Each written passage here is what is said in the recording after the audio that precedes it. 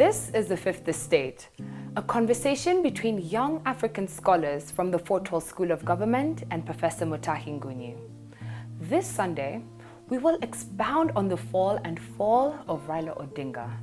But before we do so, we will comment on a subsidiary matter, the Supreme Court ruling. Whichever way they rule, the country doesn't care. We have moved on, and we blame our current disorder on Maraga. The Maraga Supreme Court will go down in history as a school of political naivety, but they can redeem themselves on Monday if they want to. Even then, country doesn't care. Back to the fall and fall of Raila Odinga. This man is like Sisyphus in Greek mythology. Sisyphus annoyed the gods and was punished to roll a heavy stone up a hill all day. And just before it settled at the peak, the heavy stone would snap and roll back down again. Sisyphus had to roll the stone up again. But once at the top, it would snap and roll back down again. He did this all his life. And for the nth time, we submit that Raila is condemned to roll a stone up the presidency hill without success all his life. This is why we believe Raila has fallen. In the past, Muzungus loved Raila. They believed in Baba Man. But Raila's visit to America this week has shown a change of heart. It was a big flop. Raila admitted that the audience during his only lecture was littered with family and friends. Nothing new. The Trump administration snubbed him. He hurriedly met an assistant minister for African peoples. They showed him no respect. Do remember that in 2011, Raila was a guest at the White House, where he held long meetings with Vice President Joe Biden and top state officials. But this time, Raila only met one senator and a PA to a disinterested MP. But there is one other twist. From the US, Raila was meant to travel to London. But all his meetings in London are said to have been cancelled. Put simply, the West has rejected Raila.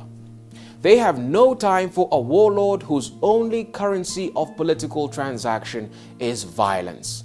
They are sticklers for the rule of law and constitutional order. But here is another reason why Raila has fallen. Although the Mzungus rejected him, his most painful rejection is from the people. And the people have rejected Raila. His homecoming is evidence of this. He asked for 1 million people to risk their lives at the airport. Instead, he got only about 900 people. And this is a reflection of his 0.9% vote in the October 26th election. This Baba man is losing traction.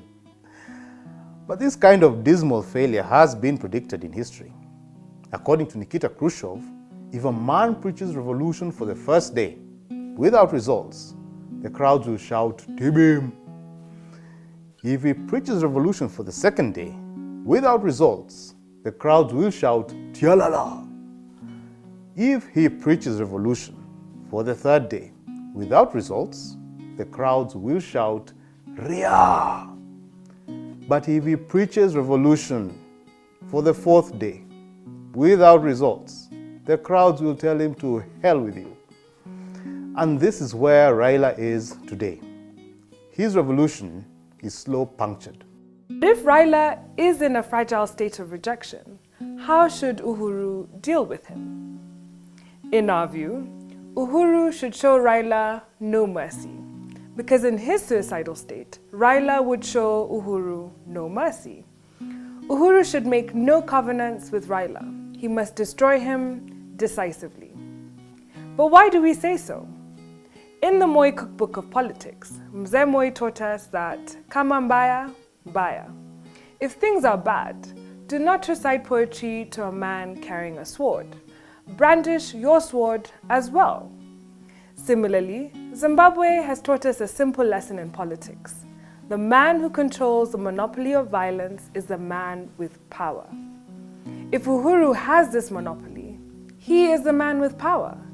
And the way he handled Raila when he arrived this week was brilliant. He should maintain this. We are itching to remind the country of a Bible story that describes Raila at this very moment. It is a story we have used severally. And being a Bible story, it never gets tired. It is a story of a strong man called Samson and a woman who looked like Grace Mugabe. This woman controls Samson like a nonsense. Then one day, she got him arrested and handed over to the enemy. The enemy tied Samson to the pillars of the temple. They removed his eyes and humiliated him beyond. And in this state of desperation, Samson had no option. He had to commit suicide. And because he had extraordinary powers, he summoned all his strength and brought the entire temple down. This way, he committed suicide, but also destroyed all his enemies. We want to emphasize a point for the nth time. Raila is like Samson, and his Grace Mugabe is Orengo, Mudavadi, Mudhama, Halwale, and co. These sisters have handed him over to the enemy, and Raila's path is to commit political suicide and bring down the temple with the entire country in it. As a young student of law, I have a burning question for President Uhuru Kenyatta. If the actions of Raila led to destruction and violence this Friday, is this not incitement? And if Raila incited people to violence, should he not be arrested? Or should we wait for the Nairobi business community to once again drop all the burnt vehicles at Capitol Hill to make a point to Raila? I have no idea. I am just a student. But I have another burning question. Because Raila is running out of options, what will Uhuru do if Raila swears himself in? What will he do? As a young student of law, I have read the penal code, and according to this code, any attempt to overthrow a constitutionally elected government amounts to high treason. And if convicted, the penalty is death by hanging. If Raila swears himself in, this would be tantamount to overthrowing a constitutionally elected government. It is treason. My question is therefore this: if Raila swears himself in, does Uhuru have any other option but to arrest him and charge him with treason? Or is this a bad question? To get to power, Raila will use blood as his currency of political negotiation. If in 2008 he became prime minister using the covenant of blood, now he has abandoned elections in order to seek power through the covenant of blood. And unless Raila is governed by supernatural laws out there, Uhuru should just arrest him. One, he should charge him with incitement to violence, and the Friday mayhem should be summoned to back this up. And number two, should Raila attempt to swear himself in, he should be charged with high treason, and instead of country burning, Kisumu will burn. And in any case, we are already used to that. What is my point here? Raila is a bully, and all bullies thrive in spaces where authority is weak.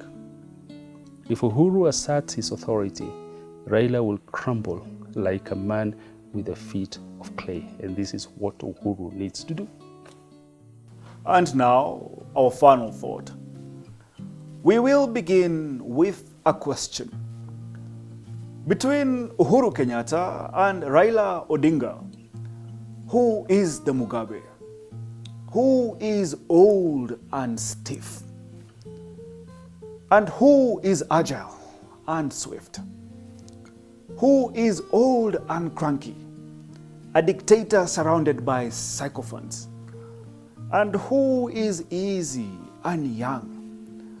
A man of tolerance and long suffering? Who is the Mugabe? Who should retire? And the answer is obvious. Raila is a merchant of darkness. He is a user of country. Compared to Mugabe, Raila is a bigger sinner. Since August, he has tried to take us to civil war. But brother has refused to fight brother. To Raila's disappointment, the planned civil war has aborted. And for these criminal intents, Uhuru should hold Raila to account. If Raila tries to swear himself in, Uhuru should turn him in to the ICC.